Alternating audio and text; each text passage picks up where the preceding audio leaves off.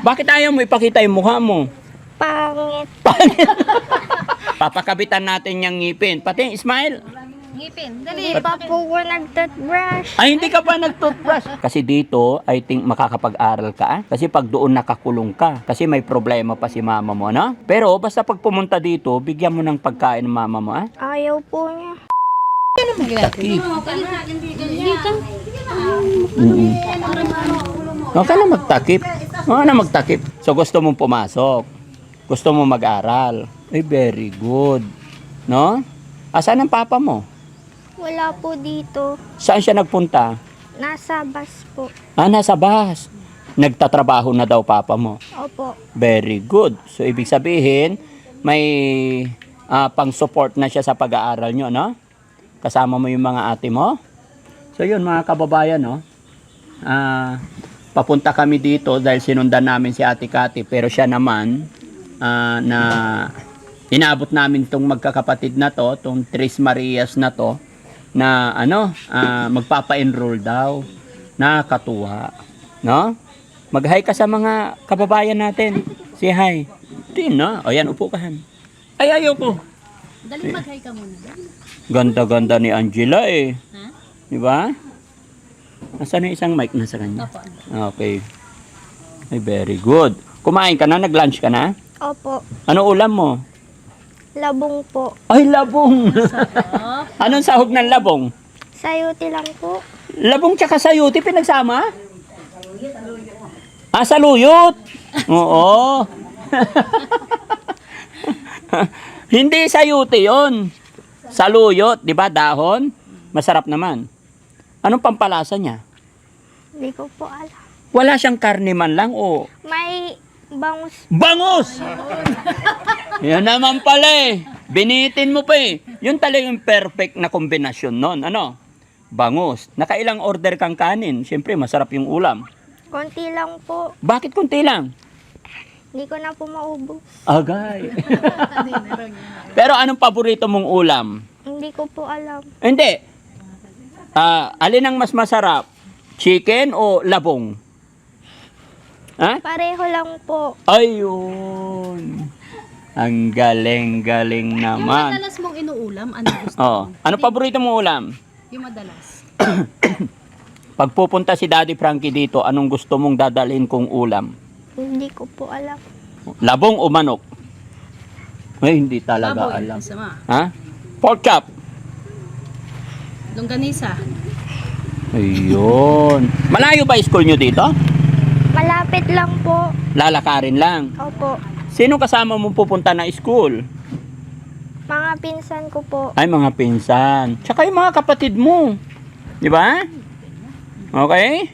Huwag ka na magtago. Chin up, chin up. Tingin lang. Bakit ayaw mo ipakita yung mukha mo? Pangit. Hindi ah. Huwag mo sabihin pangit. Maganda ka. Maganda ka. Pagagandahin natin. Patingin, patingin. Papakabitan natin yung ngipin. Pati, smile. Ngipin, dali. Hindi pa po ko nag-toothbrush. Ay, hindi ka pa nag-toothbrush. Papunta ka na school, hindi ka nag-toothbrush. Yan lang. Sige. Huh? So, mag-grade 6 ka na. Ay, very good. Oo, tama yun. Kailangan mag-aaral ka, ha? Ganito lang po talaga mga kababayan, unti-unti. Pero ang pinakamaganda ngayon is, nakakausap na siya paunti-unti, no? Wag po tayong magmadali mga kababayan, mga kabarangay. Makukuha at makukuha rin yan at masasanay pa rin yan. Nakita nyo naman kaya daw siya nagtatago kasi pangit daw. Pero tandaan mo anak, walang pangit dito sa mundong ibabaw, ha? Lahat tayo maganda, ha? Po? Naglinis siya. Naglinis ng? Pala eh. Bakit yan, oh? Nagtrabaho siya. Oh, very good. Oo, ayusin mo na ang buhay mo, ah. Video niya. Ilang taon ka na ulit? Hindi ko po alam. Ilang taon na siya? Ha? 19. O, 19 na.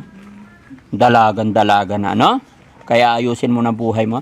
Nagpunta rito ang mama mo. Anong usapan nyo? Wala po. Ano sinabi ng mama mo? Wala lang po. Sabi ng lola mo, gusto kang kunin ng mama mo. Sasama ka ba sa kanya? Hindi ko lang po alam. Bakit naman? Hindi ko po alam. I think dito ka lang muna, ha? Opo. Para maalagaan ka ng tatay at lola at mama mo, ah? Kasi dito, I think makakapag-aral ka. Kasi pag doon nakakulong ka. Kasi may problema pa si mama mo, ano? Pero basta pag pumunta dito, bigyan mo ng pagkain ng mama mo, ah? Ayaw po niya. Ayaw niya kumain? Anong gusto niya? Wala lang po. Pero binibigyan mo siya pagkain. Hindi po. Hindi, paano mo nasabing ayaw niya? Hindi. Huwag na lang daw po. Oh, pero dati inalok mo siya. Okay. Anong sasabihin mo kay Nanay Cathy, mapapanood niya yung video na to? Wala kang message sa kanya? Bakit? Huwag na po. Bakit? Nasaan yung mga kapatid? No? Huwag kang yuyuko para kasi pag nasa teacher ay nasa school ka, hindi pwedeng ganyan, di ba? Nakatingin ka na, no? Oh. May, Isipin mo na lang may nasa- mga gamit ka na ba? Cellphone. Pengi po. Apir muna. Yan. Tingin ka muna sa akin, ano? Yan. Ay, hindi Matagal. Pwede ba naman yung pengi cellphone?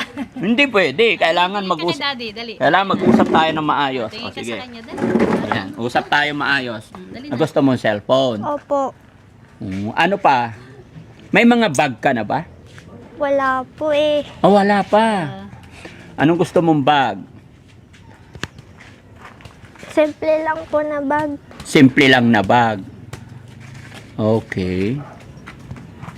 Kasi mga kababayan, mga kabarangay, may nagpadala po ng 10,000 para kay Ate Angela. No? Ate Angela, nagpadala si Miss M ng USA. Ha? Miss M from New York. Nagpadala po si Miss M ng New York. Hindi siya nagpapabanggit ng complete name, kaya yun na lang ang code name na ginagamit niya. Nagpadala si Miss M ng 10,000 para sa'yo from New York. No? Sabi niya, pwedeng pambili ng cellphone or pwedeng pampalinis daw ng ngipin mo. So, anong gusto mong gawin sa 10,000? Pambili po ng gamit. Pambili ng gamit. Okay?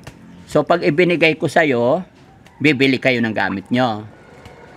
So, ano sasabihin mo dun sa nagbigay ng 10,000? Tingin, pasalamat ka. Dali, pasalamat. Dali. Tingin ka sa kanya.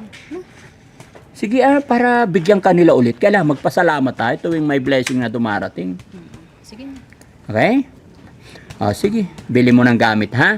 Bibili mo na lang yun ng gamit sa school, damit, or kung anong gusto mong gawin. Yung cellphone, ako na lang bibili. Pagbalik ko, dadalhan kita. Kasi syempre, mas priority yung pag-aaral, ha? Pero yung cellphone kay Daddy Frankie na lang. Pero sa ngayon, wala pa akong hawak. Bibilhan kita. Okay ba yon? Kumusta naman ang pakiramdam ni Angela? Ano oras ka gumigising sa umaga? Hindi mo alam? Oo. Pag umuwi yung papa mo, anong pasalubong? Wala. Magsalita ka. Marunong ka na magsalita eh. Anong wala? Dapat sabihin mo sa kanya, mag-uwi siya ng lechon, no? Ano ba paborito mong ulam? Anong madalas niyong inuulam dito? Ano ba yan? Yung madalas mo nga, anong kinakain mo? Yeah, okay lang yan kasi pa talaga, nagre-recover pa talaga, pero mga kababayan, ang laking improvement niya kasi mataba na siya. Dati-rati talaga payat na payat siya, di ba? Oo. Ngayon malusog, mataba na siya.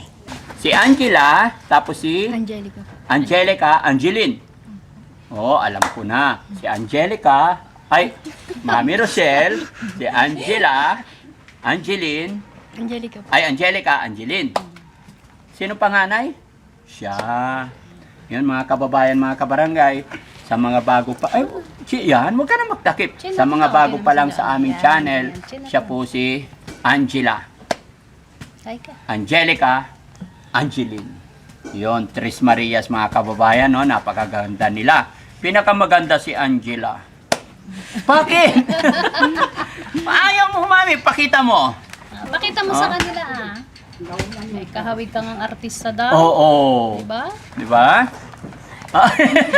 Eto, sinong kahawig niya? Sino kahawig niya? Ha? Meron eh. Ba't tinuturo mo, tinatawanan mo? Pag wala kami, sinong makulit sa inyong tatlo?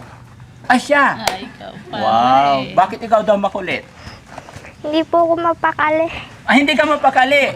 Lakad po ng lakad. Ay, bakit ganon? Wala po akong magawa. Wala kang magawa. Pero may cellphone na yung dalawa mong ate.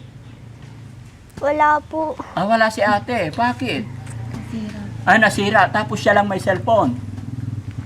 Ha? Relay kay Angela yun. Daddy Frankie, bilan din niyo po siya. Ah, bilhan ko din siya ng cellphone. Hindi ka muna kay Daddy Frankie. Dali, sabihin mo sa kanya na maayos O, dali. Gusto Angel, niya rin dali, ng Angel, cellphone. Na para bibigyan kayo. Anong grade ka na? Grade 12. Si ate? Magtiten po. Magti-10. Oh, okay. So dito lang pala rin, no? Dito lang din yung school ninyo. Basta mag-aaral lang kayo mabuti, ha? Okay? Ibibigay ko muna yung 10,000, then pagbalik ko, pagka naka-straight na yung Ulo liig mo. ni, ayan, Ayan. may cellphone na. Ayan na. Di ba? Damay pati ate mo. Pero pag dumating kayo nakaganyan pa, walang cellphone. Oh, ayan na naman. Straight and Yan. Oh, hindi, straight lang. Bibigay ko yung 10,000 kasi sabi niya mga kababayan. Pero, ang sabi po ng sponsor kasi, pambili ng cellphone at pampalinis ng ngipin niya. Pero, straight mo yung ano mo, Yeah. smile. Para makita ng mga... Sige na, straight na lang. Yan, Sige na. smile. Labas gilagid. Ba't si ate, tignan mo na, bungis-ngis, O, di ba? Tignan mo si ate, dati tawa ng tawa, hanggang ngayon tawa pa rin ng tawa. Ay, huwag kang magtakip, sabi ng sponsor Yan, natin, ganyan. Angela, sabi ng sponsor natin, pambili ng cellphone at saka palinis ng ngipin. Pero dahil sinabi mo, kailangan mo ng gamit sa school, ibibigay ko na yung 10,000, bahala na po kayo, mamili kung ano. Pero ang cellphone, ako nang bahala. Pero depende yon pagbalik ko. Pag naka-straight na yung batok. Ayun. Yan. Ha? Pero pag nakayuko, wala. Damay, pati si ate, wala. Ha? Straight lang. Ayun. Smile. Ayan. Ay, Smile lang, relax yan. kumusta naman si Angela dito? Okay lang po. Oo. Si ate naman, kumusta naman kayo mula? Anong pagkakaiba nung nandito na yung kapatid nyo, ate nyo? May unting-unting pagbabago. May unti-unting pagbabago. Bakit ang ganda mo lagi? Ha? Lagi kang no? Ilang taon ka na? 18, si ate? 17. 17, tapos 20, 19. 19, 18, 17. Okay, so bigay ko na yung 10,000 to 4, 6, 8, 10. No? Para ano mga kababayan? Para may mabili daw ng gamit. Kasi syempre excited si Angela na magkaroon siya ng mga bag, lapis, ballpen. Anong bibilhin ni Angela? Mga gamit niya? Ano rin bibili? Notebook po. Notebook tsaka? Ha? Ay, wag ah. Notebook tsaka bag, no? Anong bag gusto mo? Hello Kitty? O ano, Pidudida? Ha? Bag ko noon, Pidudida eh. May garter, hilahin lang dyan, tas ganyan sa likod. Panlalaki pala yun eh, no? Sabihin ni Angela, si daddy naman, ginaya niya ako sa lalaki. No? Hello Kitty sa'yo. No? O, bilangin natin yung pera mo. Dali, ikaw. Marunong magbilang. Oy, ulit. Sige, bilang. O, ikaw bilang. 1. Ulit ha. O, si ate na lang. Ate, marunong magbilang. O, 1, 2, 3, 4, 5, 6, 7, 8, 9, 10. 10,000 from Miss New York.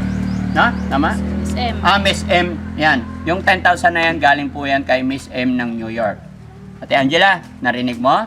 Bigay nila yan para sa'yo, Pero asahan mo, basta straight na yung batok, may cellphone. Walang takip pa. Kamay mo. Pero pag dumating ako, hindi naka-straight yan. Walang cellphone. Ano ate? Deal tayo. Pag dumating ako, okay na, normal na, ha? Promise, Angela? Ano sasabihin mo kay Miss M ng New York? Nagbigay siya ng pambili mo ng gamit. Thank you. Hindi, kailangan pa salamat tayo. Sige na. Maraming thank you po, Miss M. No? Sige na. Okay? Sige. So, yon mga kababayan, mga kabarangay. Maraming salamat po kay Miss M ng New York. Pasensya na po kayo kung ngayon lang kami nakabalik. At ipagpaumanhin nyo po. Binigay ko na po yung pera para sa kanila kasi sabi po ni Angela, gusto niya magkaroon ng mga bagong gamit. So may kasunduan namin kami ni Angela na pagbalik ko, pag straight na yung batok niya, ako na lang po ang bibili ng cellphone niya. No? Wag niyo po sanang mamasamain. Isa lamang po ito sa pamamaraan para maging mapaayos, maging maayos si Angela. At sa mga kapanood nito, sa ating mga kababayan, ganito lang po talaga, hindi natin kayang madaliin. Dahil almost 15 years nakakulong, kaya hindi talaga siya sanay. Pero nakita naman natin yung improvement or yung pagbabago, unti-unti na po nagkakaroon ng pagbabago.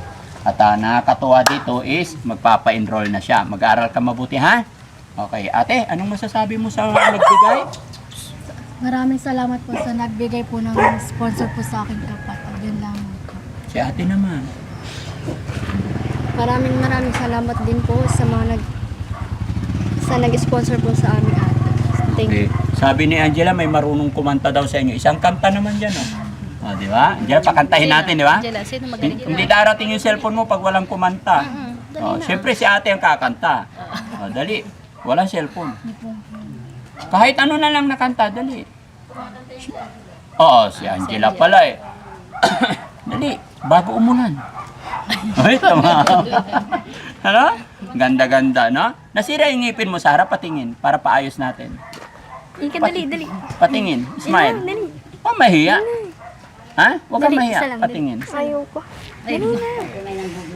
Pero unti-unti maayos din niya yun, no? Basta ang importante yung pag-aaral niya.